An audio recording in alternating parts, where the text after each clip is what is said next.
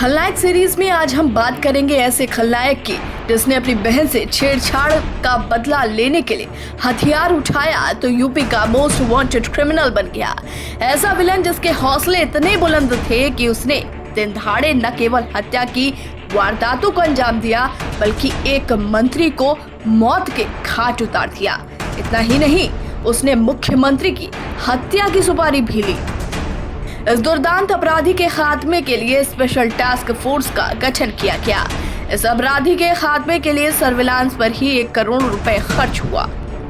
हम बात कर रहे हैं यूपी के डॉन श्री प्रकाश शुक्ला की, जिसके स्टोरी से प्रेरित होकर कई फिल्में भी बनाई गई।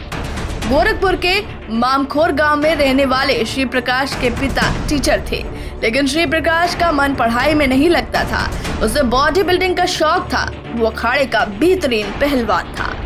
बात सन 1993 की है। अखाड़े में जाने वाले श्री प्रकाश की बहन को घर लौटते वक्त राकेश तिवारी नाम का गुंडा छेड़छाड़ कर देता था। पूर्वांचल के बाहुबली नेता वीरेंद्र प्रताप शाही के गुर्गे राकेश तिवारी के क्षेत्र में तूती बोलती थी। ऐसे में श्री प्रकाश की बहन जब अपने माँ बाप से ये बात बताती है तो वो उसे खामोश करा देते हैं। वहीं श्री प्रकाश को ये बात इतनी नागवारा गुजरती है कि वो तुरंत ही राकेश को ढूंढने निकल जाता है।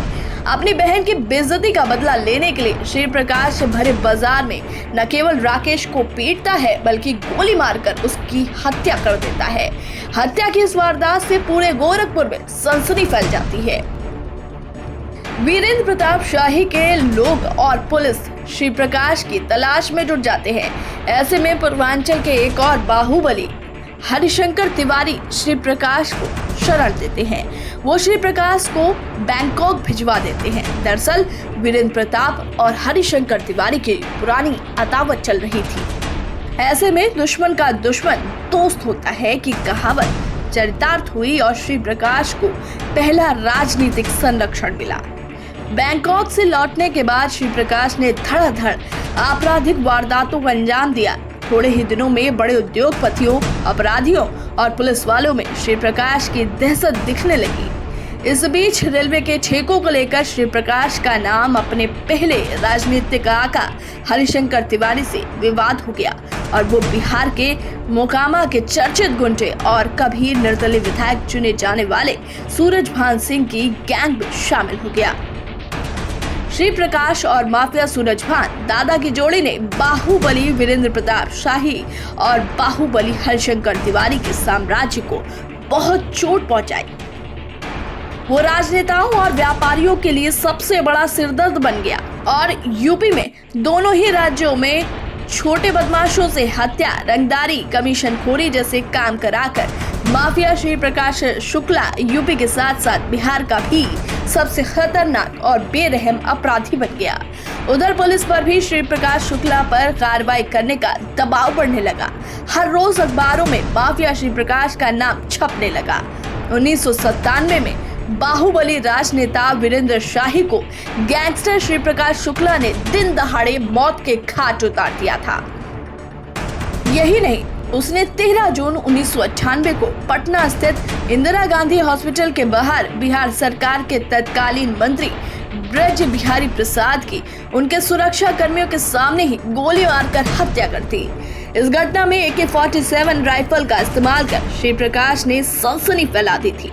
माफिया शुक्ला के आतंक से बड़े बड़े गुंडे अंडरग्राउंड हो जाते थे, जिसके बाद एक ऐसी खबर आई जिसने यूपी की राजनीति में हड़कंप मचा दिया।